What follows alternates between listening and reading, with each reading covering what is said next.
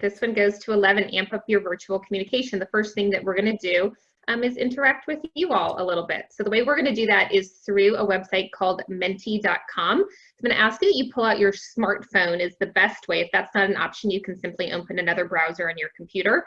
But pull out your smartphone, go to menti.com. You do not need to be on any kind of Wi-Fi to do it. It's a small amount of data. And when you're there, enter the code 849146. That code is also in the chat. So if you lose it, you can reference the chat there. And answer this question for us. You were stranded on a desert island. What is one group or artist do you bring to listen to? We already had one person not enjoying the Coldplay this morning. That's perfectly fine. So you guys get to have a say. A little Need to Breathe, a little Led Zeppelin. We've got another Coldplay fan. We like it. Beatles, Luke Bryan, some country folks out there. Michael Bublé, Mozart. I appreciate whoever put in. You know what? I would bring some classical music. I'm going to go intellectual.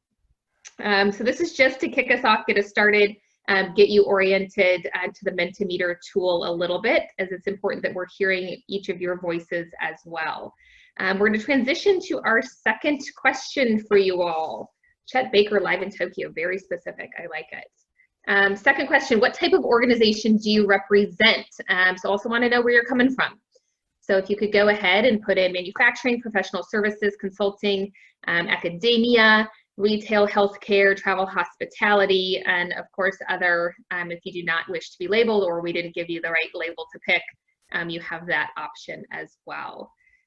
So fairly well distributed, looks like a good manufacturing crowd, about a third or so of you representing that industry. Of course, our parent company, Barry Waymiller, is a capital goods equipment manufacturer, so we have that background as well.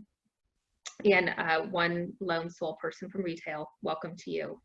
All right, our third question for you all is, how do you feel about your current working arrangement? The topic for today's virtual meetings, a lot of us are having quite a few of those. We also acknowledge that some people are in essential businesses. We are actually operating face-to-face, or at least face-to-face 6 feet away, but a lot of us are having what we're doing right now, which is just a whole lot of communication that's happening on video. So for some of us, is it great, unlimited snacks and pajamas all day, not mad at it. It's okay, turns out, actually I do enjoy some people interaction. It's okay, a little too much time with family. There's a reason why we all go our separate ways during the day. And then terrible, my home has become my personal prison. So it looks like I appreciate you honest folks there in the red, those 4 of you, and a good percentage of people saying, hey, we're making the best of it. So appreciate you all orienting to the tool. This helps up. We're going to use it throughout so that everybody has a voice, and this isn't just a one-way transmit of information as we transition back over to the slides. So communication, the real work of leadership. The current dean of Harvard Business School, this is Jimi Hendrix, one of the greatest guitar players and songwriters, not only of his generation, but influencing a lot of the music that is currently being played, to include a lot of the music you were going to pick when you were stranded on that island. I'm not sure which one of you chose Frank Sinatra, but that's just a perfect image of, I think what you thought was you were stranded with wine and a nice lounge chair. Virtual meetings. It's interesting. We were talking about why is this, it kind of seems like it's very obvious. Why would you talk about increasing your virtual meeting effectiveness? But virtual meetings for a lot of us are currently where we lead. It's the only way we lead. And I'm going to take us a further step back. Meetings in general for a lot of our organizations, whether it's a meeting on the job site, whether it's a meeting in the conference room, it's where you lead, it's where you provide direction, where you interact, where you decide where work gets done, where you connect. And if you look at your Outlook calendar, it's a lot of your time. The virtual meeting right now, because of our conditions, is the only way. So making that more effective literally makes you and your business and your organization more effective. It used to be that you could do this in person. Maybe you'd have annual events. Maybe you'd have those meetings on site in the conference room. The picture we're showing you here, this is the world's largest concert in history. 1994, this is Copacabana Beach. 3.5 million people turned out to see one person. Do you know who that one person is? No, you do not. It is Rod Stewart. Can you believe that? None of you even wanted him on your island, and yet he had the world's largest concert ever. However, I love this quote by Dave Barry: if you had to identify in one word why the human race has not achieved and will never achieve its full potential, that word would be meetings. So I'm going to show you a very quick clip of a meeting, typical, and what would happen if we treated virtual meetings as if they were in person. Here we go. They're just insufficient. I mean, they're not even taking into account. Did we lose Tyler again? Hello? John, are you guys taking distributions? John? Oh, bad. I was on mute.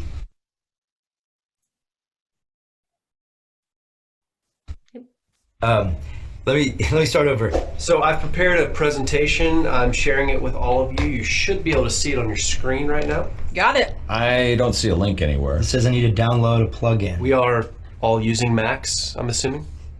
Yeah. How can you? Financials are looking great. Paul, do you have any comments on staffing? I was thinking about that because we get a few more contractor types in. Hold on, I'm sorry. Rex, get down! I don't know. I feel like when I'm looking at the numbers, that I'm really so if you were to tighten that up, then I Well, to me, staffing is a huge impact. Is that me? Is that me? That's not me, I don't think. I just want to go over a couple of details as we move into our next section here. We got 3 new departments coming on board. Break it up a little bit, guys. By the end of Q3. Driving to the So dead I need spot. everyone to give me detailed evaluations each Sorry, month guys. so that we know. That's it, guys. Beth, you'll send out a recap email that could have basically taken the place of this whole meeting, correct? Yep, always do. Yeah, thanks for doing that, Beth. Dave, you been here the whole time? Yeah. Huh. Well, thanks everyone once again. Oh, one more. They're just All right, and actually I'm going to bring you back into Mentimeter. We're going to ask 2 additional questions, and this one's going to go more into the virtual meetings. So what's a word, or maybe 2, that you would associate with virtual meetings? As you experience them, as you think about them, as you use them, what's a word or 2 you would associate with virtual meetings? Just put that word right in there. And if you're not on Menti or have an issues with that, you can put it in the chat room. And Jamie, our tech person helping us out today, she'll put that in for you.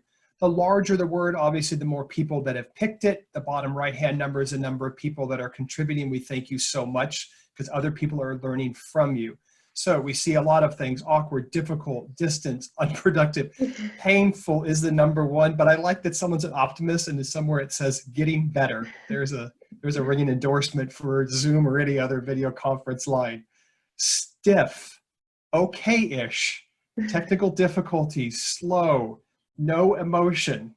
The profanity filter caught someone who said something. That's why you see the anytime it comes in that's like that, we always turn the profanity filter on. I like that someone just said mute. That's great. Inefficient. Okay, if that's a word we associate with virtual meetings. And by the way, we'll share not only all the slides, we will share all of the Mentimeter products as well. And if you have questions about how we use this for our meetings, we use this a lot. I can let you know about this or other polling software as well. All right, next one. What % of virtual meetings do you find productive? 20, 40, 60, 80%. I put the 100% in there just for somebody if you want to say 100% of them. They're always great. But just give us an idea. On average, what do you think? What percentage of virtual meetings do you find productive? Pretty even distribution, actually. Nice bell curve here, actually. So a lot of you in the 40 to 60% effective range. Some of you 80, a few of you on the 20%. Just to say this is the entering arguments of why we're even having this discussion. If I'm even thinking that 60% of my virtual meetings are effective, it means 40% of the time they're not. There's my public math. That's as best as I can do right there. Well done. Yeah, thank you. So that's the reason why we're having this conversation, Sarah. All right, this is the map that we're going to be working through, kind of 6 steps to more productive, and we would offer more enjoyable virtual meetings. And it starts with the work that probably is the hardest to do, certainly for me personally, certainly on our team. This is the critical step that oftentimes that we miss, and it is schedule and send the pre-work. And so we look at it from a couple of standpoints. One is just the impact of pure brain science. Am I considering, yes, the time zones for participants? We have our branch in South Africa, and so really connecting with that team, we have to really think about what's the appropriate time zone, but also the impact of when are we at our best. And if you look at some of the stats, learning is most effective from 10 a.m. to 2 p.m.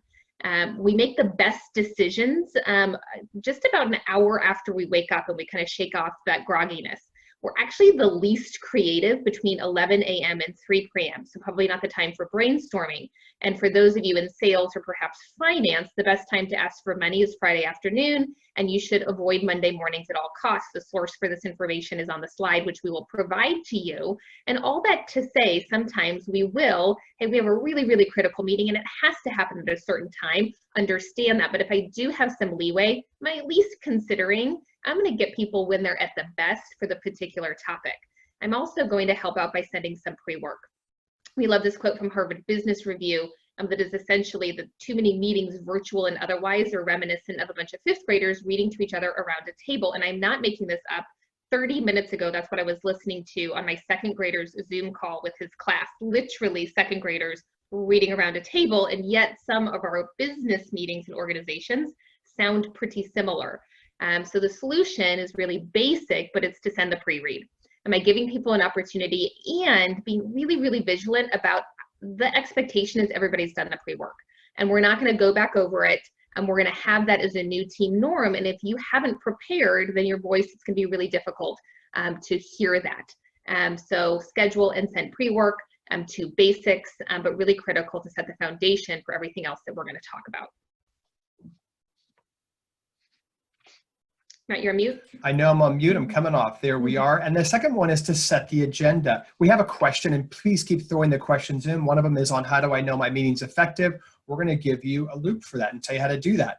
But there are 4 generally broad reasons for holding a meeting: either influencing others, making decisions, solving problems, or strengthening relationships. The 4 broad areas there. So one way we would say is set the agenda correct.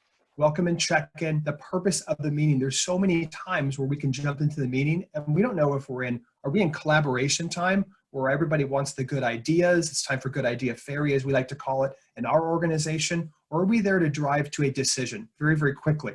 Or are we there just to catch people up? Or is it in the building relationship camp? As applicable, of course, the action item follow-up from previous meetings. Here's what we discussed. If it's a recurring meeting, very, very short on that front end. Any new action items, and of course, the next meeting date. On the right-hand side, I provided an example of a typical team huddle agenda. So this might be used in manufacturing. It's used in our organization. The first thing we start with in all of our meetings is very quickly recognition. In other words, what's going right? And I'm trying to link that back to our values. So for Chapman & Co., it's seek to understand, show up to serve, and make it better. I'm trying to recognize behaviors I want to see more often. I also want to start the meeting by getting everyone engaged. That's the way it happens. Then it's into the business. And for this case right now, it's what announcements do we have? Where are we serving? Who needs help? What should each person be focused on? Importantly, we reserve the last part of this for personal connection. I put it at the end and it's known so that people that do want to talk about their weekend or what's going on in their life, I'm not going to interrupt the flow of business. I want to take care of that first and run the business agenda for a part of it. But that way they can see that there is going to be an opportunity at the end of the meeting for very quick personal connection. As mentioned, if you're coming into this a little bit late, we will provide all of the slides for you. All right, establishing some virtual meeting norms. And so a lot of us are going through this process over the last couple of weeks. We think about it from a couple of different perspectives. And one of which is, we'll go ahead and go to the next slide, if it's advancing, is what are necessary norms that provide the business to be done, and what are some optional things that might just be for your team? So necessary norms, being respectful of others' times, being present, starting on time. For some, that is also running 55-minute meetings and saying, we're going to end exactly on time so people can get to their next engagement. We're going to designate roles, those type of things.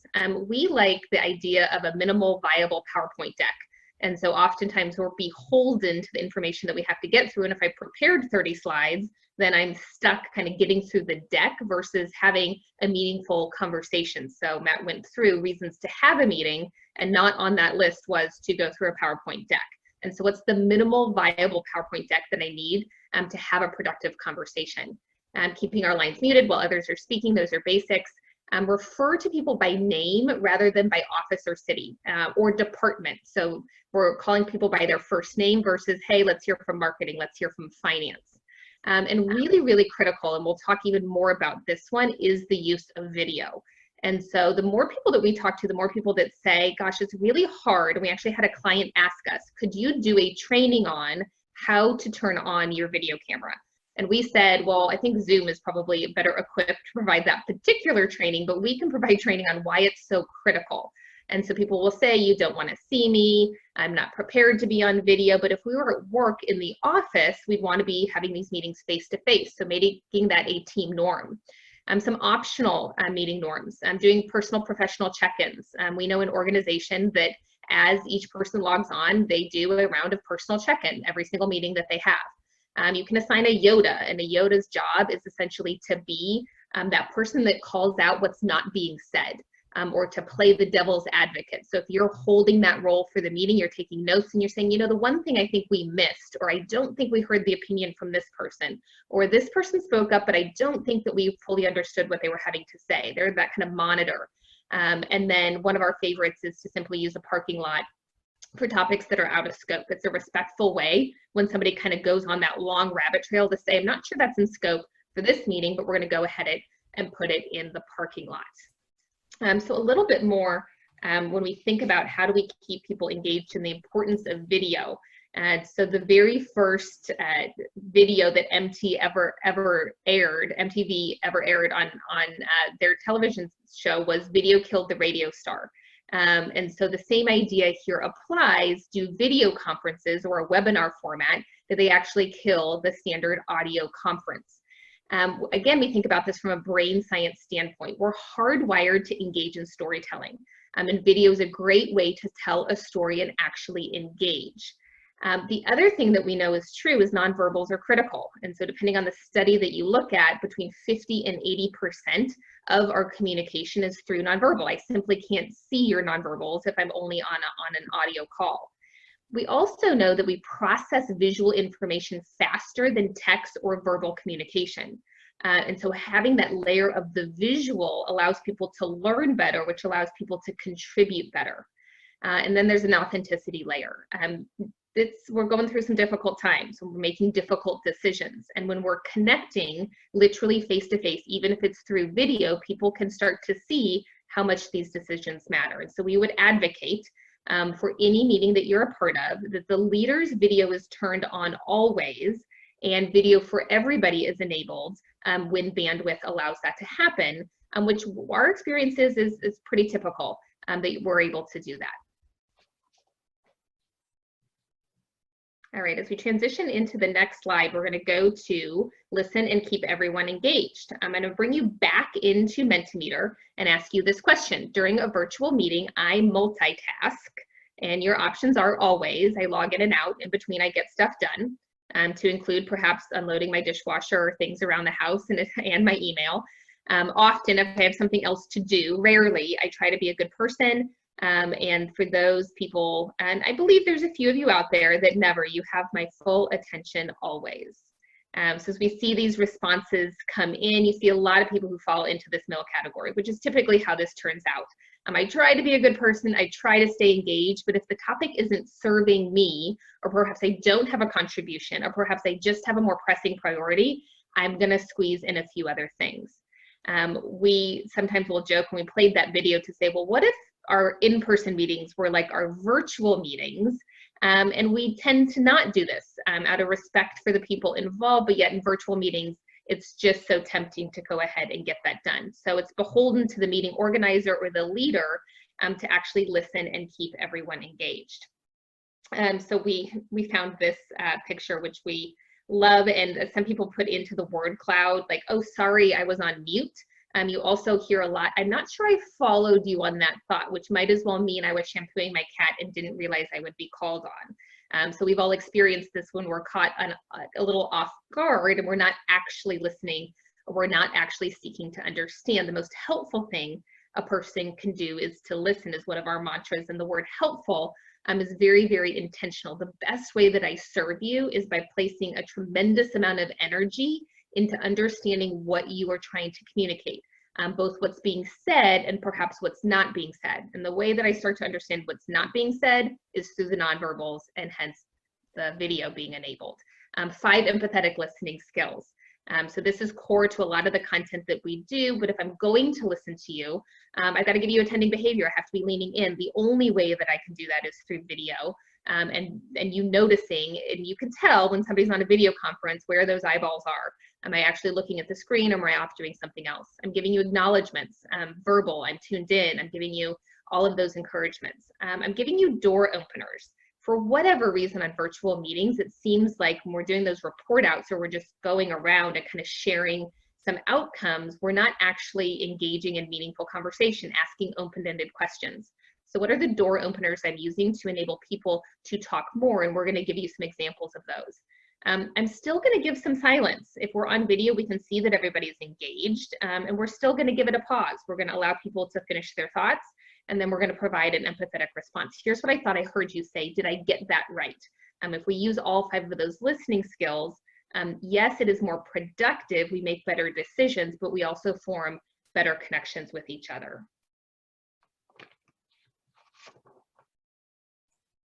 As we were doing some work with, first of all, I just want to say I hate name droppers, but we were doing some work with the former president of Ecuador. It makes it sound like we're It's a big so name to drop, important. Matt. I know, right? It wasn't like the time I was playing basketball with LeBron.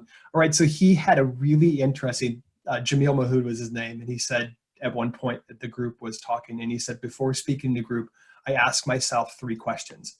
Does this person or group need this information? Then I ask the question, does this person or group need this information right now in this moment during the meeting?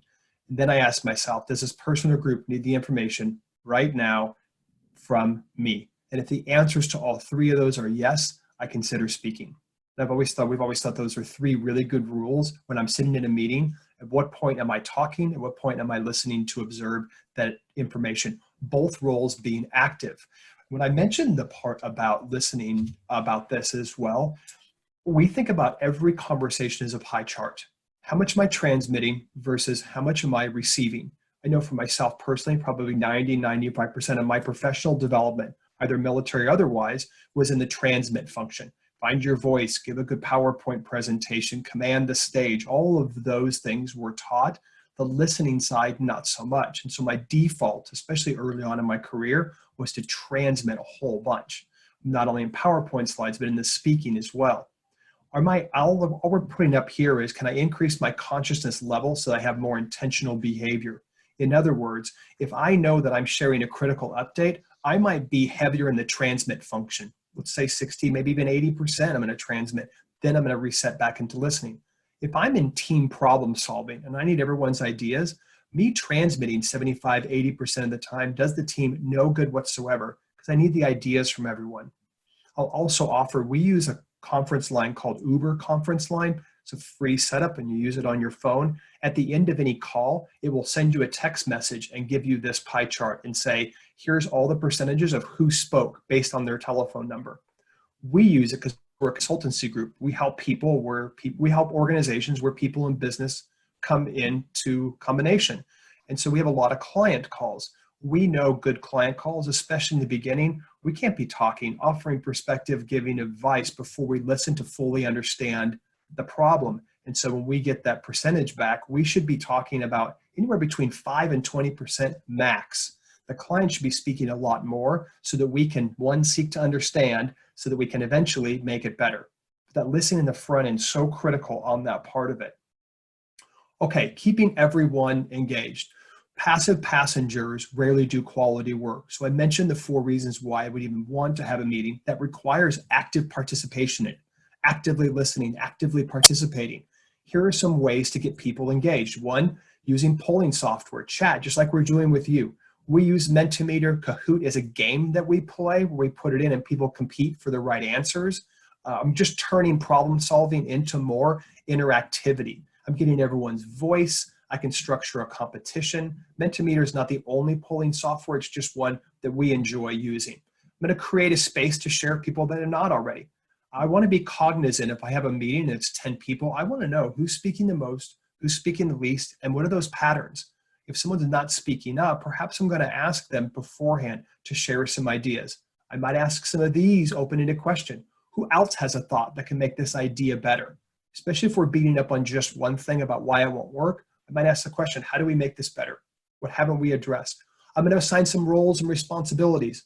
Note taker, who's leading the meeting, and I'm also going to rotate those because now people are engaged because now they know, oh, I'm running the meeting next time, of course. And you also get to see the kind of talent that you have on your team. Nowhere to hide rule. We give people problems to solve. If you have the opportunity, now we're using Zoom today. I know there's a lot of other platforms. Some of them, if we had set this up in a Zoom meeting, you can share up to, I believe it's 49 people, all video, and I can give them breakout rooms. I'll utilize that so that they're actively engaged in solving some problems. And I'm not going to go longer than about 5 minutes without giving the group something to do or in some way, shape, or form, something to solve. Speaking of engagement, yeah, go ahead, Sarah. We just had a question come in. What's your recommendation for others to get their voice heard, where some might like to speak over others or simply enjoy the airtime? And so just to offer one option is the question, does anybody who hasn't had a chance to share want to offer any comments, but wanted to open that up to you, Matt, to address as well? Yeah, one way, and I mean this we're always looking for what's the most respectful way that I can do this without shutting someone down. So we'll get into feedback in a second, but one way I can do that is I can literally show them this. And to say for team problem solving, what I'd like to do is have, when we walk out of here, there's an even distribution of the pie chart. I'm going to allow people and give them that information even before this begins. And to say, I think we all have great ideas. I want to make sure that every person has an equal amount of airtime. There's some really interesting studies that were done both in the military and the civilian side that found really effective teams. What they really do well is they have shared mic time. So we just measured the amount of time each person was transmitting. And the more evenly distributed it was amongst the team, the better that team made decisions together. So one way I can get the voice is by putting this out there like this. The other way as the leader is I can say, I know that I've heard from some people. Before we leave, I just want to hear everyone's opinion on where we are. I want to give people the freedom to start speaking up and in a very respectful way. So it doesn't seem like I'm being more of a school kid. We good with that, Sarah? Mm-hmm. Okay. Oh, good. I get to talk about Coldplay. I know I called some of you mean people if you didn't like this band. I'm sorry. I find them very cutting edge. They're really interesting. This is their concert. I believe at the Rose Bowl. The reason I'm bringing this up is Coldplay does a really nice job, and I know we have a musical bend to some of these. They do a really incredible job of getting people engaged. So when you walk into an environment, sometimes you realize if I walk into a movie theater, I know my role is just an observer. I don't want that in meetings. I want you to be an active participant. Well, Coldplay took the same principle in their concerts, and each person, when they entered their concert, they were given a wristband that would light up in tune with the music. So each person became part of the music, and then the crowd became a giant equalizer. And it really, to go into being in one of these concerts is really impressive. That's an example of a really nice way where they took something to where you're just supposed to sit back and listen and made it much more active. Yeah, and as we transition into kind of what happens post creating an action plan and asking for feedback, just one additional note on setting those team norms. We had a question come into the Q&A. Well, gosh, it's not like that where I work and where I operate in my team. People just don't turn their video on. And so it's never too late to kind of restart the clock and say, hey, the conversation we haven't had is what are our team norms going to be moving forward and what's important to us? And literally have people engage, because you never know how many other people who are out there who are saying, I feel the same disconnect. And the question was, well, how, if I don't have that nonverbal kind of affirmation, then we're stuck with silence equals agreement. So am I actually, if I can't turn the video on, if bandwidth doesn't allow it, I'm not getting those nonverbals, is there another way that I'm signaling? And it could be entering into chat if it's a larger group. It could be Zoom has some functionality where you can actually do a thumbs up. Am I waiting and giving every single person an indication and creating this space to say, I do not want, and the new team norm is, we're not leaving in silent disagreement. So because of that, we're going to hear from everybody. Video preferred, chat if bandwidth doesn't allow. So the only thing the only thing I'd add to that is also allowing people to see what the facts of this are. So Sarah mentioned some of the things that happen in video is my mind can process information faster. So for some people, they think it's a nicety and it doesn't have a business impact. The ability to give somebody some facts about these things will also help them, the context to motivate them to do that. All right, and as we transition into kind of the post, creating an action plan, there's nothing more frustrating than leaving a meeting going, I'm not sure what we agreed, and I'm not sure exactly who's doing what. And so I'm literally in the agenda, am I carving out? The last 5 minutes is what are the deliverables, the next step? Who's responsible? There's a name next to each of those action items, when those deliverables are due, and perhaps what's the expectations for the next meeting. And again, we know this is relatively basic. I would also offer, though certainly speaking for our team, we're not always great at this piece. And so designating a person whose this is their responsibility and it's showing up in people's inboxes, and then we're actually being accountable to those agenda items and those deliverables before we have the next meeting, so that we're not just using meetings as the place where everything gets done. And then finally, we are going to ask for some feedback. So we got the question, how do I know if our meetings are effective or not? And we would offer the best way to do that is simply to ask. We know, again, going back to the brain science piece, that when we ask somebody for their feedback, for their input, for their opinions, and they're under MRI, the same part of the brain lights up as is associated with receiving a reward. And we know this to be true because if somebody were to walk into our workspaces, provided we were able to be in the same space, and we said, you know, I have some feedback for you, oftentimes the emotion is defensiveness. If I were to walk into your workspace and say, you know what, I'd really love for your feedback on this, instantly people are like, well, I have an opinion on that. I don't even know what you're going to ask me, and yet I'm more than willing to give you my feedback. So the same holds true here. I'm simply going to ask people, how'd that go? What could have been better about this chance that we had to interact? So as we transition to the next slide, we're just going to ask. To give you even more specificity, a couple of lists of questions of things that you could ask for feedback on. So for team members, how's working from home going? So just like we asked all of you, we kicked off this call, we're not going to assume that it's all bad or it's all good. It's probably a lot of in between. How's it going? Do we have the right project priorities? We're not face to face. So do you understand what's first, second, and third? How can I support you better from a leadership perspective? What concerns do you have? And then if I'm thinking about it from the context of either my clients or customers, or perhaps for some of us, it's internal customers. Going to the next slide, we have a list of questions for those folks as well. How is the information that you're getting from us right now? So if you're a service department and we're all scattered to the winds, am I reaching out to that constituency and asking for that information? Is there a gap in how we're serving to you right now? How can I better support you? This same exact list could be used for clients or customers as well.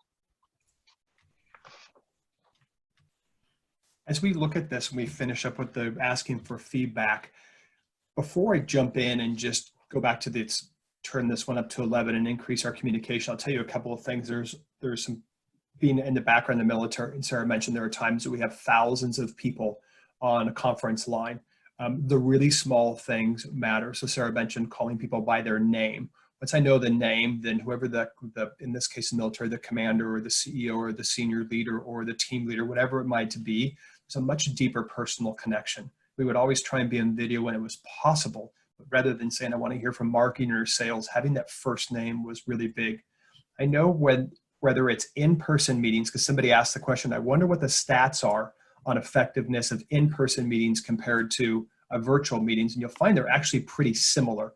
There are some tech issues that bump the stats up a little bit higher into inefficiency of the virtual meetings, why we're having this, but everything we've talked about also is applicable for your in-person meeting as well. And one of the first things we'll get as consultants, we'll say, how do you get people from not being on their phones or being on their computers? I know some people have said, well, you know what we have to do is you have to establish an orchard. And the orchard is a bowl in the middle of the table, and that's where all the apples and the blackberries go and whatever other kind of phones. And then you get a very slight laugh because you know it's a cheesy joke. I will tell you, when we're setting up meetings, we never do that. If I see people that are on their phones or doing something else at a meeting, it means the meeting's not serving them. It's serving someone, but it's not serving them. So my first thing is not to go attack that behavior. It's to go try and understand, what am I doing that is not encouraging them, inspiring them to be an active participant? Because what they're probably doing, I'm not saying all the time, but they're either completely disconnected and maybe they are playing solitaire. But a lot of times that we see in organizations and clients, they're doing email. They're getting work done because the meeting's delaying doing that. And so some people will say, oh, in the military, you have these classified areas where no phones are allowed, and that's where all the work gets done. And I'm telling you from my personal experience, that is a complete misnomer. What we're doing is we're worried about it. We're constantly going out and checking our phones because a lot of us have relationships or kids and what's going on in the world, and it was difficult to get that information. Just taking the phone away doesn't do that. It really doesn't. And so we would encourage you, rather than trying to mandate compliance, try and inspire excellence by using what we talked about today. As you increase communication during COVID, so it goes to 11, if you don't know the Spinal Tap reference, it's a conversation between two people. It's a band and two people. And the one person says, why do you love this amplifier so much? And he says, well, this one goes to 11. It had a volume knob that went to 11 when all the other volume knobs went to 10. And he says, yeah, but this amp is louder. And then the guy says, yeah, but this one goes to 11. And it's a repeat thing, right? And so this is the reason why if you're ever in a Tesla and Elon Musk has a sense of humor about these things, all of their radios, they only go up to, the max volume is 11. So here's what you do. You increase your communication, especially during times of greater unease or uncertainty. One, you start with people. I'm concerned with each person's health and welfare. The reason I do that is the inspiration part is I'm trying to link, before I get into business, I want to link people to people. It's what we're hardwired to do. I'm being very transparent about what we know and what you don't know. Be very honest. It increases that trust.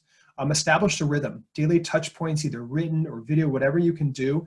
For us, it's on video. It's every morning. I know that it would seem like at times, especially if you're in a senior leadership position, that you might be a broken record. But it is the drumbeat that your organization is trying to march to. So as an example, our CEO, Bob Chapman, he'll get on with video calls. And we know he's saying the exact same thing on every one of these video calls. And he's going to say it again. We're going to stay the course. Here's our plan. For him, feels like I'm just saying this over and over again, or someone that gets to hear him a lot. It is. However, it is the drumbeat your organization's looking for. And then the format. Email is really great at facts and figures. It is not ideal. And I would just offer it's terrible for connection and emotion. Anything where I'm going to start telling about, I feel like this or might be contentious, that's when I'm asking to get on a video call, if and when possible. I'm going to ask, and I know we have some questions in terms of monitoring the chat as I've been chatting about this really quick, but I'm going to transition this back over into Menti real quick for one last question. And that is, I'd like to hear from you. What have you learned or will do differently as a result of this last, say, 41 minutes that we've had together? Not as a here's what I liked about the webinar, but I want you to share so each other can see. We have 100 and something people on this webinar. So what's something you are going to do differently in your meetings that you learned from this so that people can learn from you? Setting the agenda, of course, using the names. I'm going to use it a little bit more personal. PreWork's a huge one, and especially establishing the norm that says, I'm going to assume that you read it, and if you didn't, then you're going to be a little bit behind in the meetings. Eventually, people start catching up, but it's the norm that we set. Clarifying the roles, sure. Connect personally very quickly. Don't use polling enough. Yeah, that's an easy one. It's also fun. You can get everyone's voice. So if you have people who are very dominant, that was a question. Would I have someone who's very expressive and other people who are not? Or if I have really strong hierarchies, I can use this to instantly get a picture of the people in the room or what the organization is thinking. And it's an anonymous. And so people immediately feel really good about, here's what everyone is thinking. Find videos, tell a story. I love the one you shared. You're welcome. That's a great one. That's fun. Okay, keep video on as a leader. That's a great one, especially for those nonverbals to be able to see that. And just by the way, in the times of struggle or the times of change, the times of uncertainty, people don't necessarily want to see like the stoic person on video. They want to see that someone cares. And so that's why video allows us to convey some emotion. I'm the emotion of I am being concerned, or the emotion of I'm concerned, but I'm also very resolute and very positive about where we're moving in the future. Saying that in a written memo or saying that on a phone call is very different than when someone sees you articulating that, and because your nonverbals are constantly communicating that part of it. Asking for feedback on when is it closing? That's a great one. We know a lot of our clients at the end of a meeting, they'll even put on Mentimeter. especially when they're doing a lot of brainstorming, a lot of different work. They'll just say, how was this meeting for you? And they'll rate it 1 to 10. What could have made the meeting better? They'll ask at the end. And they've slowly just gotten better and better and better at having their meetings. Very, very easy, asking people to engage. What's the feedback on this? And then which portions was good or wrong. It's a great one. Yeah, observing those not expressing. That's a great one. We would offer, especially as your meetings get more and more effective, not only observing those who are not expressing, but is there a pattern? Is it younger people? Is it people in different departments? Is there a hierarchy issue? What is it that's keeping people from expressing? And it's perfectly fine. All of us have different levels of expressiveness, but I'd be looking for what that commonality is. As I transition this back into the slides, this is the last part of this. Actually, the last point on this slide, Sarah, that we did not mention is, if you're not communicating your feelings about the change or the organization, your people are thinking it. They want to know what you think about it, especially as senior leaders. They want to know, even if the business is going great, they want to know what's going on and what you're thinking and how it's going to impact. This is extremely scientific. I learned it in geometry, but in the absence of information, people make stuff up. And so if you're not saying it, people are making stuff up and they're still thinking about it. I'm going to roll us into the very last slide here, and I'm going to ask for your feedback if you don't mind. And in this case, I'm going to run a poll in in Zoom itself. And this is a little finicky, so I'm going to ask Sarah if it's coming up. It is. So we so appreciate your feedback. There's just about 4 questions there. I'm going to leave that up. We're going to keep taking questions, and we're going to keep discussing your specific questions.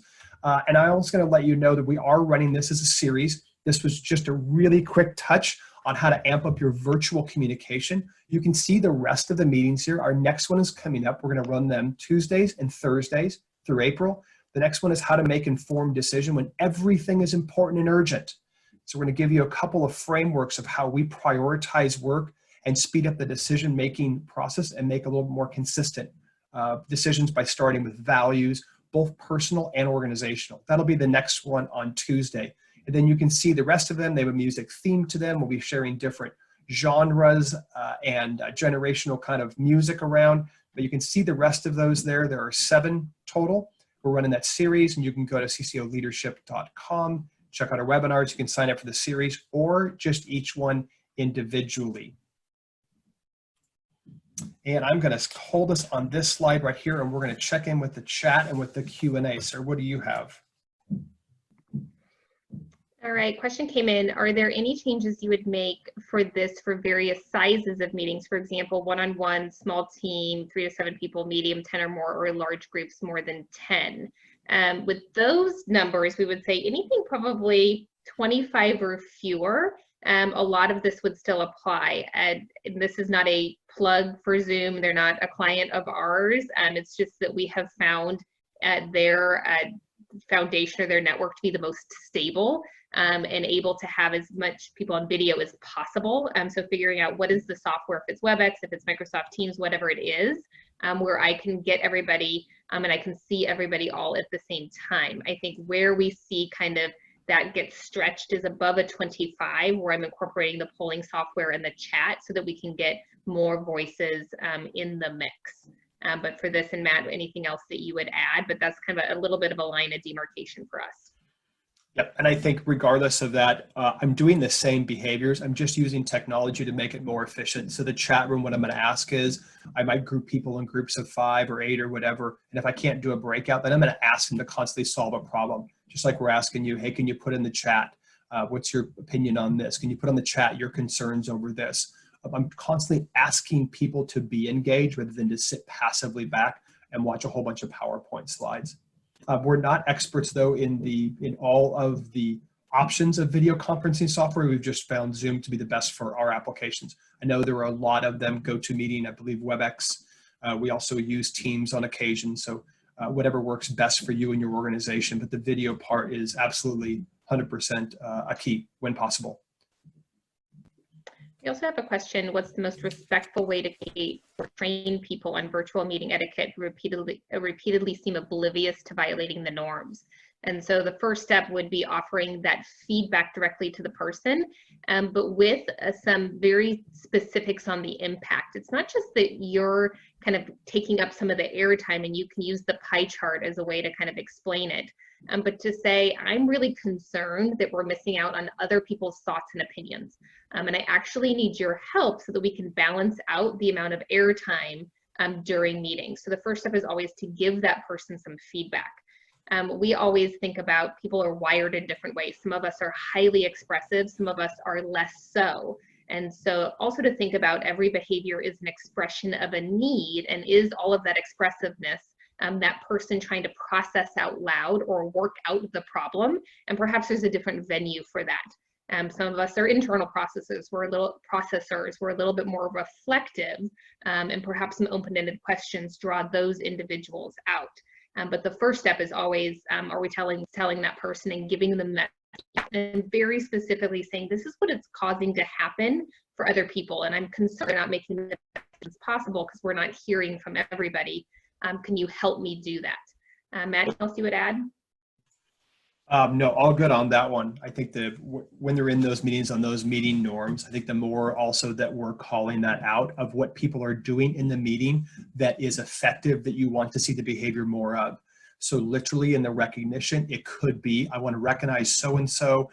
The last meeting really prepared, pre-work was on spot. We were very efficient, very effective. And every time you're in the meeting, you contribute in meaningful ways, and you also are always listening. And I know that because you bring up what someone else has said afterwards. So the other part would be not only correcting that, but highlighting the people that are being great in meetings, constantly highlighting that. I want to recognize, I want to celebrate the behaviors I want to see more often, even in meetings that we're having. So that would be the other part that I would mention on the meeting portion of this.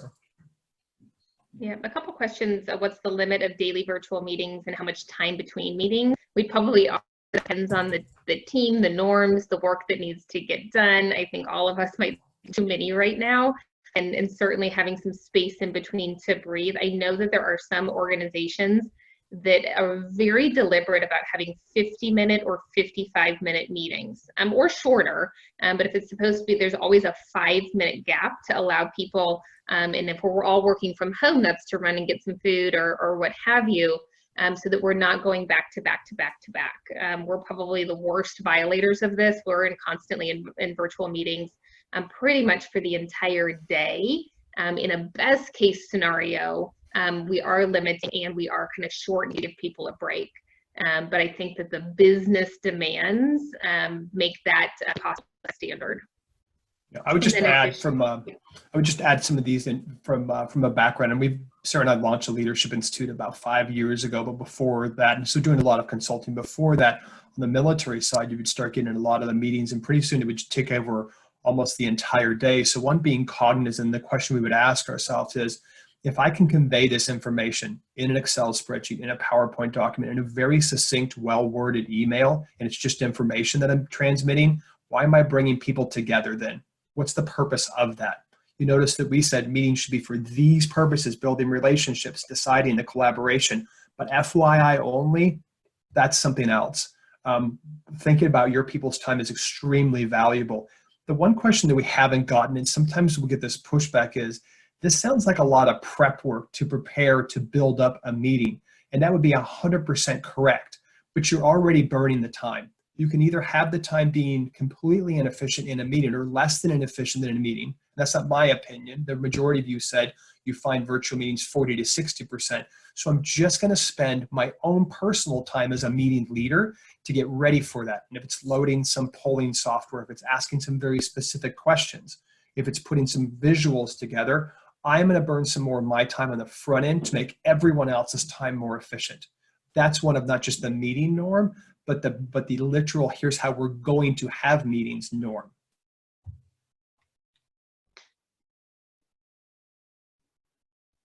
Let's see, we have another one on miss nonverbal feedback when communicating virtually. Camera's not on, absolutely. Silence agreement does not help either. Would you recommend to handle lack of instant nonverbal feedback to give a message? That's a really tough one, Martin. I think we've talked about that one a little bit on the really encouraging the video portion of this. The other way that I can do this, and so especially when it's really challenging, whether it's bandwidth, or I know we have people contributing in right now from Spain and all over the world. When that gets difficult and the video is not possible, my feedback, when it's not possible for the video, then what I'm going to do is I'm going to increase the amount of questions I'm constantly asking. Because if I don't know, I'm going to pause and constantly be saying, so what do we think about this? How are you feeling about this? What are your concerns? I'm just going to increase the questions because I can't get the nonverbals. And sometimes I'll just say it. Hey, I know I've been speaking for 3 minutes and I can't see your nonverbals. So can you tell me what you're thinking? Just like that. And now I've put them into feedback. Sarah mentioned this is the part of the mind that actually really appreciates being asked the opinion. So the less video or nonverbals I can get, I'm going to ask more questions in a very respectful way. I'm just checking a little bit of the chat room here. Yeah, go ahead, Sarah. It looks like we have no more questions in the chat or Q&A, so we're happy to stay on. We'll leave that open if anybody does have any last lingering questions. Otherwise, we will play you some music that you can hang out to, and appreciate you all joining us for this virtual meeting. Yeah, so much thanking you. We're going to go off video. We'll go on mute. We'll still be here, as Sarah mentioned. I'm going to play you out to a little disco, a little pop. This is Frankie Valli from the motion picture Grease, the self-entitled song. This is Grease. It's been great being with you. Thank you so much. And we hope to see you on Tuesday. And like we said, we'll hang out and share any questions or chat.